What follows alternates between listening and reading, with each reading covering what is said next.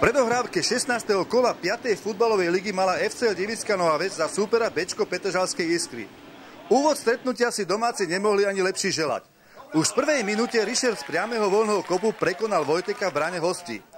A rýchly gól v sieti súpera domáce mužstvo nečakane uspokojil a hra dostala ospalé tempo. V tomto nezaujímavom dianí sa dostali Petržalčania 2 razy do blízkosti domáceho brankára. V 24. minúte najprv Dedo svoj nájazd propagačne zakončil a o 10 minút na to Salači v rovnakej situácii odovzdal loptu do rúk Michala Poláka. V 36. minúte sa domáci dočkali druhého gólu. Hruška svojim strieľaným centrom nachytal Vojteka doslova a do písmena na hruškách. V druhom polčase sa obraz hry nezmenil. Domáci tým síce pridal na pohybe, ale šance sa rodili veľmi ťažko. Prebudenie priniesla akcia Arbeta, no Duchoň 100% príležitosti minul bránu Iskry. Potvrdenie víťazstva prišlo 2 minúty pred koncom stretnutia.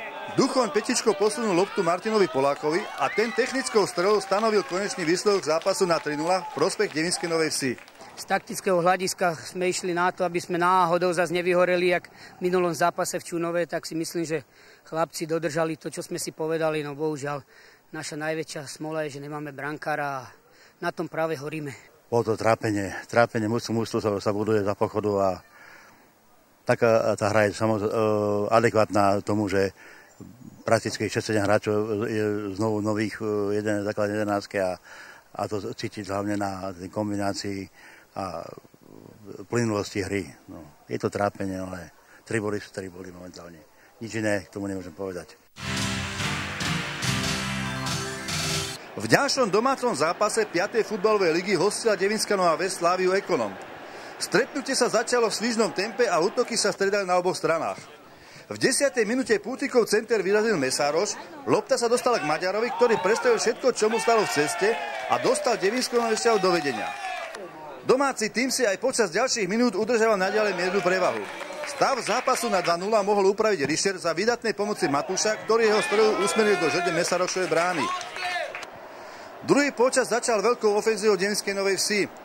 V 51. minúte Martin Polák vysunul Arbeta, no tomu v rozhodujúcej chvíli lopta odskočila. O 6 minút neskôr Belev v 100% šanci prestavil bránu supera. Následne po narážačke s Arbetom sa Beleš opäť dostal v strebe, no mušku mal opäť vychýlenú. Po toľkých zahodených šanciach väčšinou nasleduje trest. Ako sa využívajú, to predvedli slávisti názorne v priebehu 2 minút. Najprv Máder v 66. hlavou vyrovnal na 1-1 a v 68. Mali otočil skóre na 1-2. Domáci sa nevzdávali a vrhli všetky sily do útoku. Vyrovnanie mohlo prísť po dlhom výkope Michala Poláka.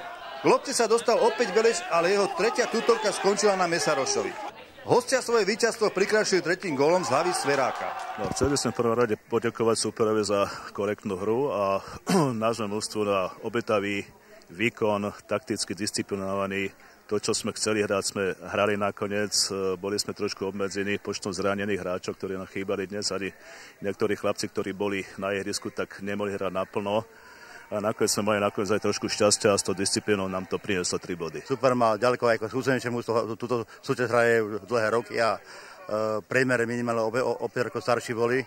To je jedna vec, tá skúsenosť. A u nás chýbalo dneska trochu šťastia, čo sme mali v predošlých zápasoch, mali hodne šťastia, čo sme pohrávali zápasy, i keď boli veľkým rozdielom relatívne, ale dneska nemôžem chlapcom nič vytýkať, že by nebojovali, ale kvalita bola na druhej strane.